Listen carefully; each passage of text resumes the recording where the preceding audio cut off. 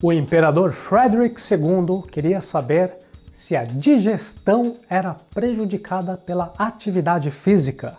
Então ele convocou dois homens, deu a ambos a mesma refeição e ordenou que um fosse para a cama dormir e outro fosse para a floresta caçar e correr. Depois de algumas horas, ele mandou matar os dois e abrir suas barrigas para examinar como estava a digestão de cada um.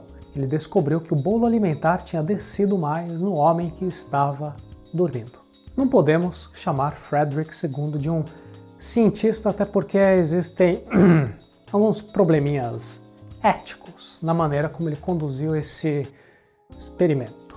Mas nós temos aqui um dos primeiros exemplos de uma análise comparativa para entender mais a respeito do que acontece no nosso corpo. Ainda bem que hoje nós temos métodos mais éticos e também mais científicos para esse tipo de avaliação. Eu sou Seiichi Arata e hoje eu trago para você mais um vídeo da nossa série NatoGood, Saúde Baseada em Evidências, e o tema de hoje é o padrão ouro das pesquisas médicas, o ensaio randomizado controlado.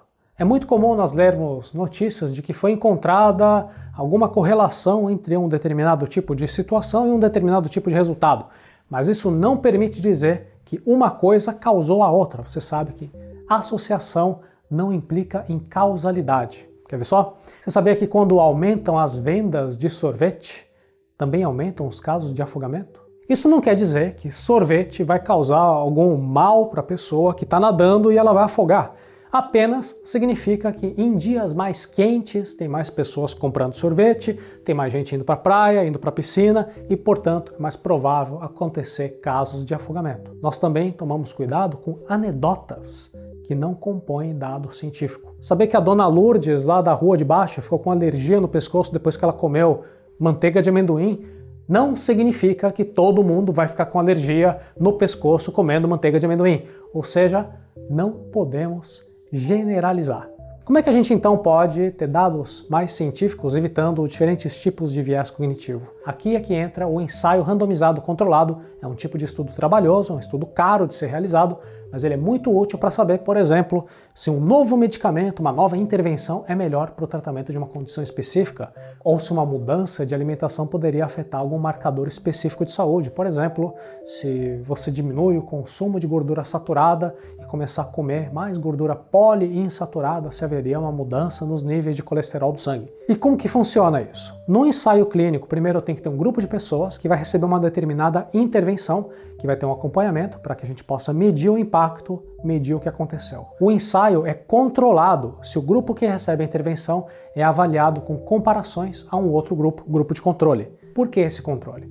Porque se eu faço a intervenção em todo mundo, fica difícil de isolar se eu estou realmente encontrando resultados da intervenção ou se foi algum elemento externo. Por exemplo, se eu dou uma cápsula de um novo remédio para gripe para 100 pessoas que estão gripadas.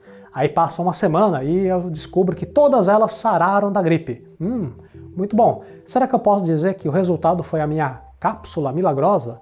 Ou será que elas já não iriam melhorar de qualquer jeito, porque dificilmente alguém fica com gripe mais de uma semana? Por isso que eu quero um grupo de controle. Se ambos os grupos melhoram, eu vejo que a minha cápsula de fato não fez diferença nenhuma. Com um grupo de controle, eu mantenho todas as demais condições idênticas e daí eu aumento as chances de identificar se o resultado que eu observo está relacionado àquela intervenção. E se eu faço comparações com o melhor tratamento atualmente conhecido, eu tenho um ensaio clínico ativamente controlado. Em outros casos, o controle é não dar tratamento nenhum, que é o ensaio clínico controlado por placebo. O ensaio clínico pode ser ou não randomizado, sendo classificado como aberto ou cego. Primeiro tem todo um processo seletivo, porque dependendo da condição, da situação do paciente, ele pode não ter os pré-requisitos necessários para participar do ensaio. Então, feita a triagem inicial, a randomização vai sortear qual vai ser a intervenção que esse paciente vai receber. O estudo é chamado de simples cego, quando apenas o paciente não sabe se ele faz parte do controle ou do grupo de estudo. Duplo cego, quando nem o paciente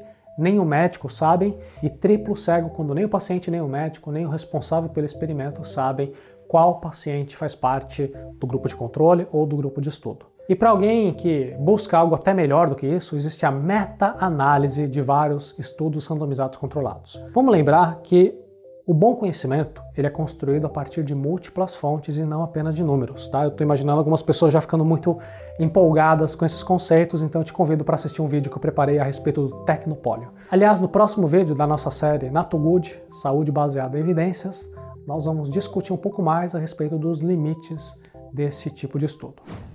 Hoje nós vimos o que é o tal do ensaio clínico randomizado e qual que é o valor dele para o conhecimento científico. Repare que esse tipo de experimento pode trazer informações importantes em cima de ideias, por exemplo, de anedotas ou estudos epidemiológicos, ecológicos.